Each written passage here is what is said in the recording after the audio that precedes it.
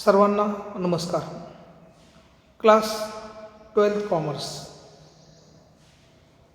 Subject book keeping and accountancy, पुस्तकपालन आणि लेखाकर्म. Chapter number 1, introduction of partnership and partnership final accounts. भागीदारी संस्थेची व्यवसायाची ओळख आणि भागीदारी संस्थेसंबंधी अंतिम लेखे किंवा हिशोब. लेक्चर नंबर 4 मध्ये आपण पाहणार आहोत provisions of the Indian partnership act 1932, भारतीय भागीदारी कायदा 1932 मधील भागीदारी संस्थेसंदर्भातील तरतुदी and methods of capital accounts, भांडवलाच्या पद्धती. हे 2 उपघटक या तासामध्ये आपण डिस्कस करणार आहोत. नेक्स्ट, प्रथमतः फर्स्ट जो चॅप्टर आहे, introduction of partnership and partnership final account. यामध्ये 2 पार्ट केलेले आहेत. पार्ट ए मध्ये इंट्रोडक्शन टू पार्टनरशिप, यामध्ये आपण थेअरी, त्यात एक meaning and definition of partnership, 2 the Indian partnership act 1932 आणि 3 मेथड्स ऑफ कॅपिटल अकाउंट्स. हा भाग यामध्ये आपण शिकणार आहोत. आणि बी पार्टमध्ये पार्टनरशिप फायनल अकाउंट्स या संबंधी आणखीन आपण माहिती जाणून घेणार आहोत. तर आजच्या या व्हिडिओमध्ये आपण 2 उपघटक घेतलेले आहेत. त्यामध्ये पहिला जो उपघटक आहे, provisions of the Indian partnership act 1932, भारतीय भागीदारी कायदा 1932 मधील तरतुदी, व्यवसायासंबंधी. At the time of formation of partnership firm, a document is prepared called as partnership deed and all terms and conditions are mentioned into the deed.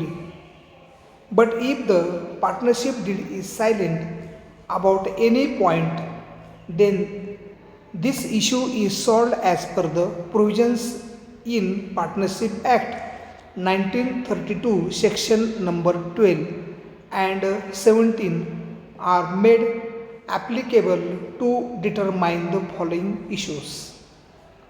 जेव्हा भागीदारी संस्थेची स्थापना करायची असते, तेव्हा सर्व भागीदार एकत्र येऊन भागीदारीचा करार, पार्टनरशिप डीड तयार करतात. त्यावेळेस कोणती अडचण येत नाही. पण जर भागीदारांनी पार्टनरशिप डीड सायलेंट ठेवला असेल, लेखी करार रिटर्न ॲग्रीमेंट केलं नसेल, तर अशा वेळेस भारतीय भागीदारी कायदा 1932 मधील तरतुदींचा उपयोग करून घ्यावा लागतो. आणि यामध्ये कोणकोणते पॉईंट्स आहेत ते आपण पाहणार आहोत. फर्स्ट पॉईंट आहे डिस्ट्रीब्युशन ऑफ प्रॉफिट, नफ्याची विभागणी कशी केली जाते. If the partnership deed is silent about the profit sharing ratio, then the profit and losses are distributed among the partners is equal. जेव्हा नफा आणि वाटणीचं प्रमाण भागीदारीच्या करारामध्ये सायलेंट ठेवलं असेल, ॲक्सेप्ट केलं नसेल, घेतलं नसेल, ॲग्रीमेंट केलं नसेल, तर अशा वेळेस नफा किंवा तोटा वाटून घेण्याचं जे प्रमाण आहे ते भागीदारांचं इक्वल राहतं, एक समान राहतं, समसमान राहतं. त्यांच्या पार्टनरच्या इक्वॅलिटीप्रमाणे ते डिस्ट्रीब्यूट केलं जातं. सेकंड प्रोव्हिजन आहे इंटरेस्ट ऑन ड्रॉइंग्स. उचल, ड्रॉइंग्ज म्हणजे उचल, उचलेवर मिळालेलं व्याज.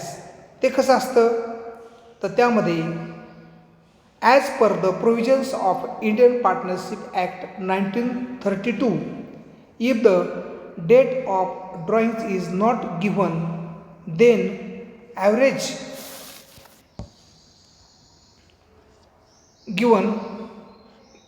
average 6 months interest is charged on drawings. या पद्धतीने दिलेलं आहे. As per provisions of Indian partnership act 1932, if the date of drawings is not given then interest on drawings is charge for average period for 6 months. म्हणजे एखाद्या भागीदाराने कॅशमध्ये किंवा गुड्समध्ये खाजगी कामानिमित्त ड्रॉइंग्ज केला असेल आणि डेट ऑफ ड्रॉइंग्ज दिली नसेल, तारीख दिली नसेल, तर त्यावेळेस 6 monthचं व्याज आकारलं जातं. नेक्स्ट तिसरे प्रोव्हिजन आहे इंटरेस्ट ऑन पार्टनर्स लोन. म्हणजे समजा एखाद्या पार्टनरकडून आपण व्यवसायाने कर्ज घेतला असेल तर त्यावेळेस काय करायचं. प्रोव्हिजन काय सांगते, if the partner provides additional amount to the business as a loan but rate of interest on loan is not given then 6% per annum, दर साल दर शेकडा per annum interest is allowed. जर एखाद्या भागीदाराकडून भागीदारी संस्थेने कर्ज घेतला असेल आणि त्यामध्ये रेट ऑफ इंटरेस्ट दिलेला नसेल तर त्यावेळेस 6% दर साल दर शेकडा दराने व्याज द्यावे लागते. पुढची तरतूद आहे इंटरेस्ट ऑन कॅपिटल, भांडवलावरील व्याज. म्हणजे भागीदारांनी व्यवसाय करण्यासाठी गुंतवलेलं इन्व्हेस्टेड जे कॅपिटल आहे त्याला आपण म्हणतो भांडवल. आणि त्यावरती भागीदारी संस्था भागीदारांना त्यांच्या भांडवलावर, गुंतवलेल्या भांडवलावर काही काळानंतर व्याज देते. पण ते व्याज प्रोव्हिजनप्रमाणे कसं दिलं जातं तर if the partnership deed is silent about the interest on capital then interest is not allowed. जर भागीदारीच्या करारामध्ये किंवा भागीदारीचा करार हा सायलेंट असेल, त्यामध्ये इंटरेस्ट ऑन कॅपिटलचा भांडवलावरील व्याजाचा उल्लेख केलेला नसेल तर त्या कालामध्ये भांडवलावर व्याज अलाउड केलं जात नाही. पाचवे प्रोव्हिजन आहे salary or commission to partners. म्हणजे भागीदाराला पगार देणे किंवा त्याला कमिशन दलाली देणे त्यासंबंधी काय प्रोसिजर आहे, प्रोव्हिजन आहे ते आपण पाहणार आहोत. As per the provision made in the Indian partnership act 1932, no salary, commission, allowance or any remuneration is to be given to any of the partners for any extra work done for the firm.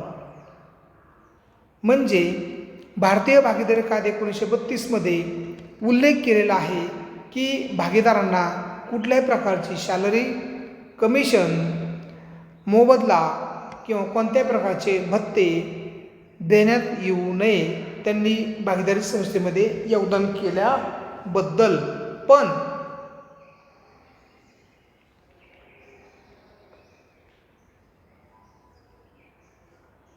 however, if any provision is made in partnership deed, then partners are entitled to get commission or salary as per the agreement.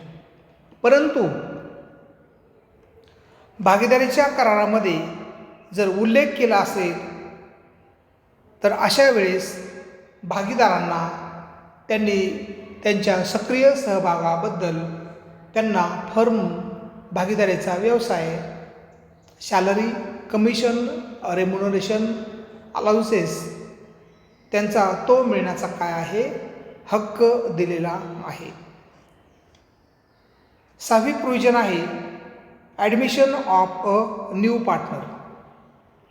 नवीन भागीदार जर घ्यायचा असेल तर त्याची provision काय आहे तर a new person can be admitted in the firm as new partner only with the consent of all the partners. म्हणजे सर्व भागीदारांची जर इच्छा असेल, कन्सेंट असेल, त्यांचं इच्छापत्र असेल तर नवीन भागीदाराला प्रवेश दिला जातो.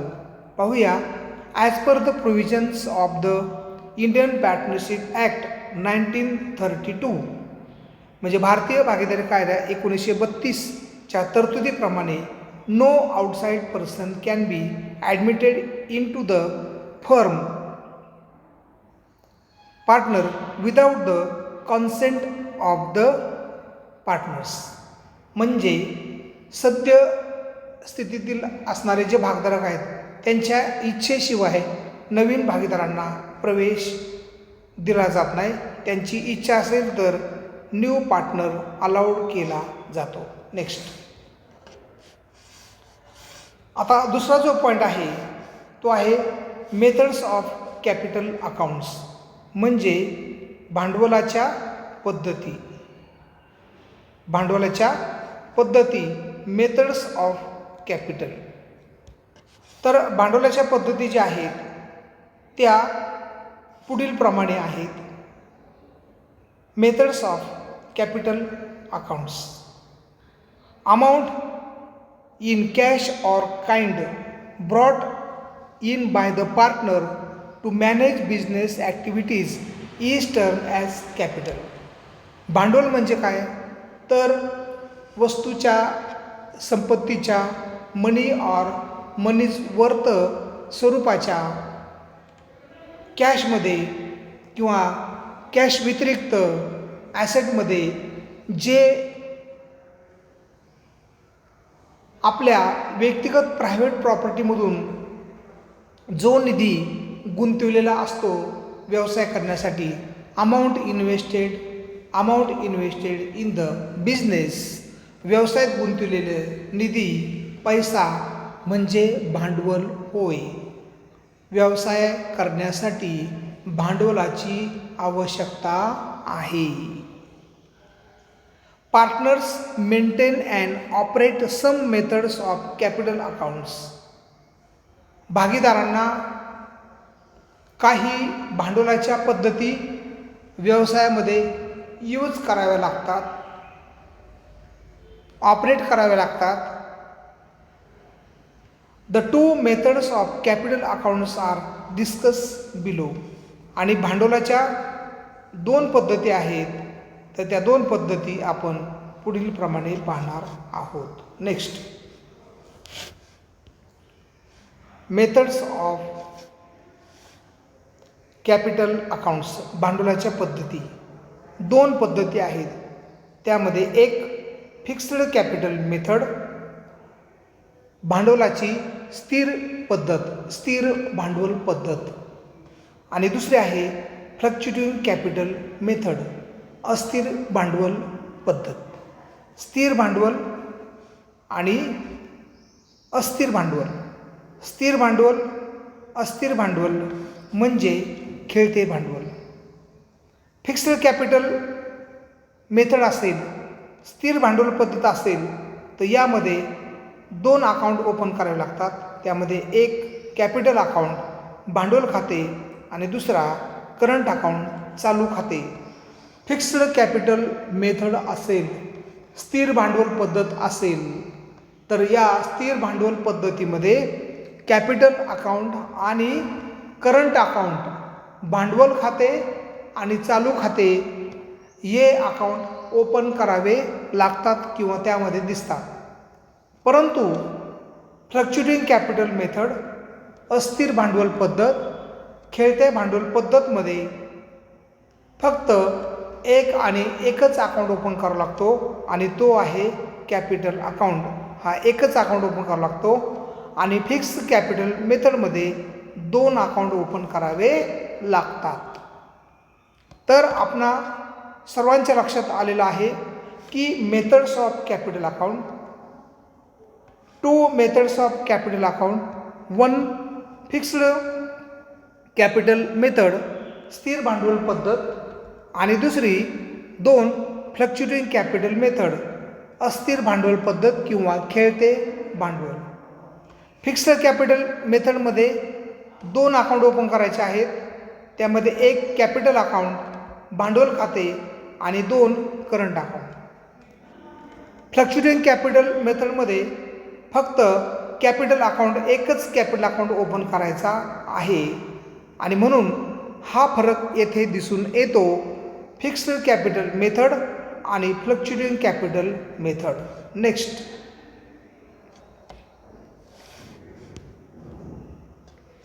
आता आपण पाहूया फर्स्ट फिक्स्ड कॅपिटल मेथड म्हणजे स्थिर भांडवल पद्धत. स्थिर म्हणजे no change. Fixed capital method स्थिर भांडवल पद्धत.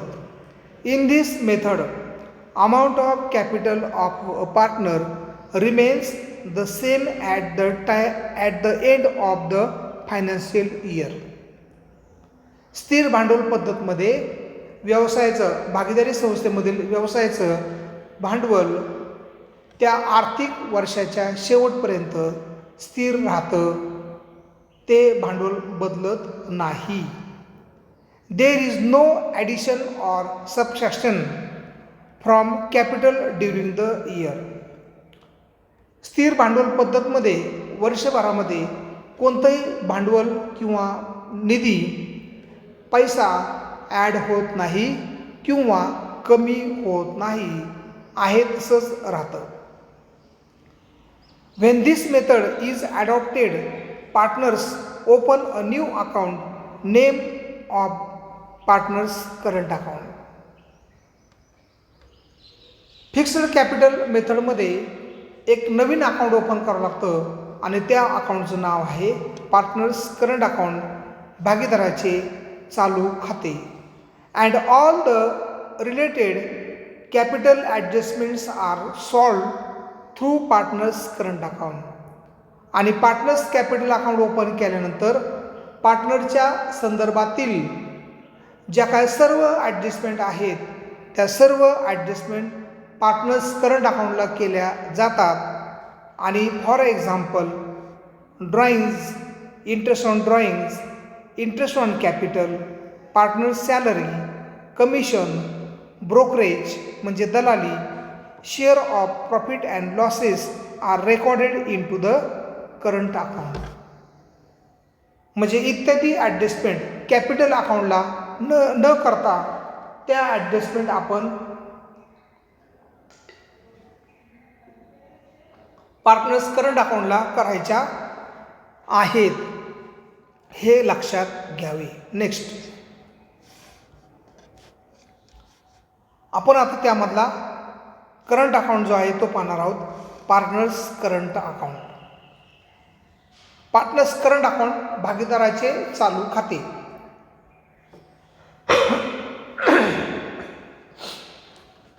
काय आहे पार्टनर्स करंट अकाउंट?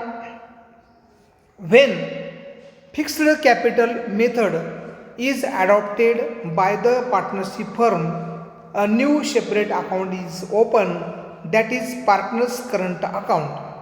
जेव्हा भागीदारी संस्थेमध्ये, भागीदारीच्या व्यवसायामध्ये स्थिर भांडवल पद्धत जर वापरली तर त्यामध्ये पार्टनर्स करंट अकाउंट ओपन करायचा आहे. In this account all adjustments related to capital accounts are recorded. आणि या पार्टनर्स करंट अकाउंटमध्ये भागीदाराच्या संदर्भातील सर्व ॲडजस्टमेंट तेथे रेकॉर्ड करायच्या आहेत. Partners current account may show debit or credit balance. म्हणजे पार्टनर्स करंट अकाउंट हा कोणताही बॅलन्स दाखवू शकतो. नावे बाकी किंवा जमा बाकी बॅलन्स दाखवू शकतो. नेक्स्ट हे आहे पार्टनर्स करंट अकाउंटचा फॉर्मॅट समजून घेऊ. पार्टनर्स करंट अकाउंट पानाचे 2 भाग करायचे. डाव्या बाजूला लेफ्ट हँड साईड डेबिट आणि पानाच्या उजव्या बाजूला राईट हँड साईड क्रेडिट. डाव्या बाजूला डेबिट आणि उजव्या बाजूला क्रेडिट. कॉलममध्ये पहिला कॉलम आहे पर्टिक्युलर्स. पार्टनरचे नाव दिलेत एक्स पार्टनर आणि वाय पार्टनर अमाऊंट. क्रेडिट साईडला पर्टिक्युलर्स एक्स पार्टनर अमाऊंट आणि वाय पार्टनर अमाऊंट. आणि कोणते ॲटम पार्टनर्स करंट अकाउंटला आले पाहिजेत ते आपण हे ते पाठ करायचे आहेत. तर ते ॲटम आपण आता पाठ करूया. पार्टनर्स करंट अकाउंट पहिल्यांदा क्रेडिट साईडला पहिला ॲटम आहे by balance brought down credit balance trial बॅलन्समधील. दुसरं आयटम घ्यायचा by interest on capital account. तिसरा आयटम घ्यायचा बाय सॅलरी. चौथा आयटम घ्यायचा बाय कमिशन. पाचवा घ्यायचा by profit and loss account share in net profit त्यांच्यामध्ये डिस्ट्रीब्यूट करायचा. त्यानंतर डेबिट साईडला पहिला आयटम घ्यायचा to balance brought down debit balance to drawings account. तिसरा to interest on drawing account. चौथा to profit and loss account share in loss. Loss झाला तर डेबिट साईडला घ्यायचा आणि प्रॉफिट झाला तर क्रेडिट साईडला घ्यायचा. त्याच्यानंतर partners capital account x column close करायचा, वाय कॉलम क्लोज करायचा. क्लोज केल्यानंतर तो डेबिट साईडला मांडायचा आणि जो फरक येईल त्या फरकाला म्हणायचं डेबिट. क्रेडिटचा टोटल जास्त आली तर फरकाला म्हणायचं टू बॅलन्स कॅरीड डाऊन. आणि जर डेबिट बॅलन्स आला तर क्रेडिट साईडला म्हणायचं by balance carried down. To balance carried down आहे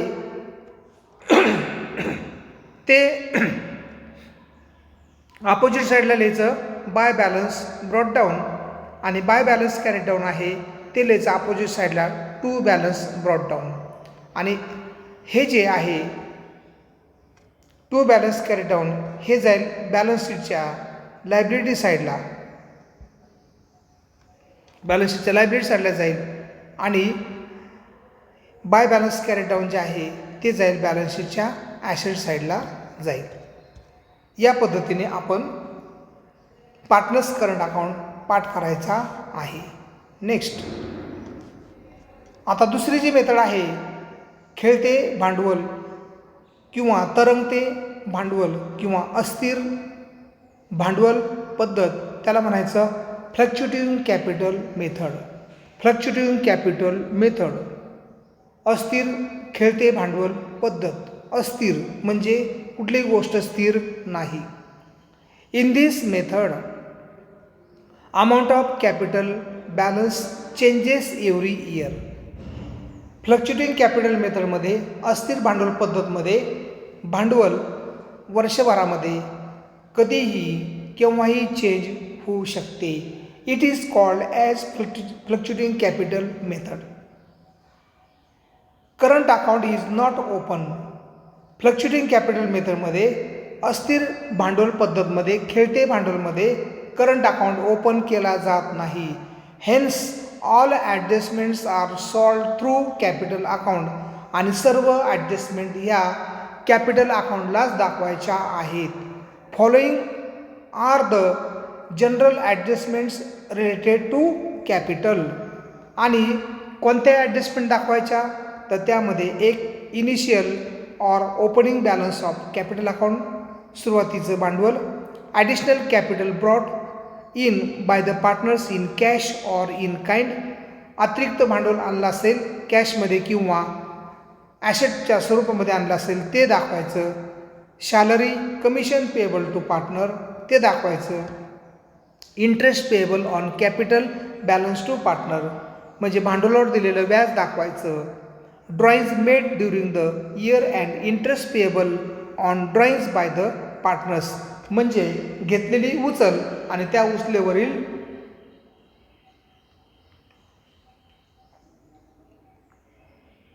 व्याज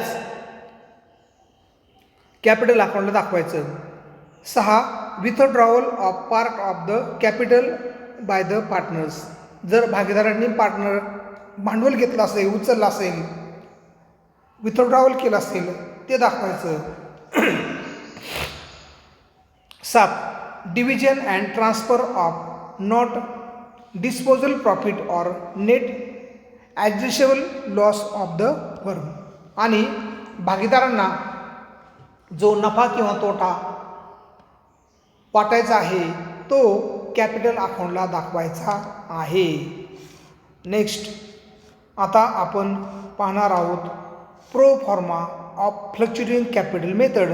त्यामध्ये फक्त एकच अकाउंट ओपन करायचा, तो आहे कॅपिटल अकाउंट.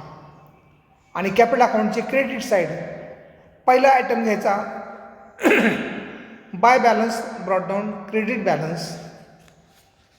दुसरा आहे by cash account addition mode. तिसरा आहे इंटरेस्ट ऑन कॅपिटल अकाउंट. चौथा आहे बाय सॅलरीज अकाउंट. आणि पुढं आहे by profit and loss net profit निव्वळ नफा.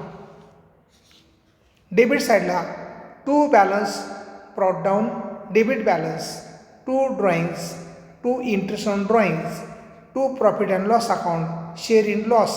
लॉस असेल तर डेबिट साईडला आणि प्रॉफिट असेल तर क्रेडिट साईडला. त्यानंतर मग फरक घ्यायचा असेल, क्रेडिट बॅलन्स असेल तर टू बॅलन्स कॅरीड डाऊन आणि डेबिट बॅलन्स असेल तर बाय बॅलन्स कॅरीड डाऊन असं करायचं. आणि हा इथला टू बॅलन्स कॅरीड डाऊन आहे, हा बॅलन्स जाणार कुठे जाणार तर बॅलन्स शीटच्या लायबिलिटी साईडला. तो आपण काय करायचा आहे लिहायचा आहे. बॅलन्स शीटच्या लायबिलिटी साईडला हा आपण काय करायचा दाखवायचा बॅलन्स शीटच्या लायबिलिटी साईडला. म्हणजे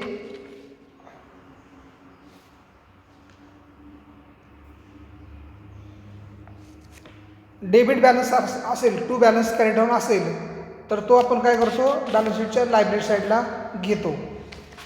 liability to balance carry down असेल तर हा आपण घ्यायचा बॅलन्स शीटच्या लायबिलिटी साईडला घ्यायचा. आणि बाय बॅलन्स कॅरी डाऊन असेल तर तो ॲसेट साईडला घ्यायचा. म्हणजे हे लायबिलिटी म्हणजे देणी आणि ॲसेट म्हणजे येणे. नेक्स्ट आजच्या आपण तासामध्ये काय पाहिलं तर पुन्हा एकदा आपण पाहूया की या तासामध्ये आपण दोन उपघटक पाहिले. त्यामध्ये पहिला provisions of the Indian partnership act 1932 आणि त्यामध्ये आपण एकूण 6 पॉईंट पाहिलेले आहेत. त्यामध्ये पहिला पॉईंट आपला होता distribution of profit, second interest on drawings, third interest on partners loan, fourth interest on capital, 5 salary or commission to partners, 6 admission of a new partner. त्यानंतर आपण पाहिलं मेथड्स ऑफ कॅपिटल अकाउंट. भांडवलाच्या पद्धती, भांडवलाच्या 2 पद्धती आहेत. तर या भांडवलाच्या पद्धती आहेत आणि यामध्ये आपण मेथड्स ऑफ कॅपिटल अकाउंट. पहिली पद्धत आहे फिक्स्ड कॅपिटल मेथड आणि दुसरी पद्धत आहे fluctuating capital method. Fixed capital मेथडमध्ये 2 अकाउंट ओपन करायचे, एक कॅपिटल अकाउंट आणि करंट अकाउंट. आणि फ्लक्च्युएटिंग कॅपिटल मेथडमध्ये अस्थिर भांडवल पद्धतीमध्ये, खेळते भांडवलमध्ये फक्त एकच अकाउंट ओपन करायचा आणि तो म्हणजे कॅपिटल अकाउंट ओपन करायचा. तर भांडवलाच्या 2 पद्धती, एक म्हणजे स्थिर भांडवल अस्थिर भांडवल पद्धत आणि खेळते भांडवल पद्धत अस्थिर भांडवल पद्धत. फिक्स्ड कॅपिटल मेथड आणि फ्लक्च्युएटिंग कॅपिटल मेथड आवर्जून लक्षात ठेवायचं आहे. आणि त्यानंतर मग आपण फॉर्मॅट पाहिले. फिक्स्ड कॅपिटल मेथडचा आपण फॉर्मॅट पाहिला, हा तुम्ही पाठ करायचा आहे. त्यानंतर फ्लक्च्युएटिंग कॅपिटल मेथड अस्थिर भांडवलचा आपण फॉर्मॅट पाहिला, तोही तुम्ही पाठ करायचा आहे. तर अशा पद्धतीने तुम्ही या तासाचा अकाउंटचा तासाचा व्यवस्थित काय करायचा आहे, काळजीपूर्वक जोपर्यंत समजत नाही तोपर्यंत व्हिडिओ ऐकायचा, पुस्तक समोर ठेवायचं आणि सेल्फ अंडरस्टँडिंग स्वयंअध्ययच वर्षभर ठेवायचं आहे आणि त्याप्रमाणे आपण अभ्यास करायचा आहे. तर सर्वांनी पूर्णतः व्हिडिओ ऐकावा. धन्यवाद.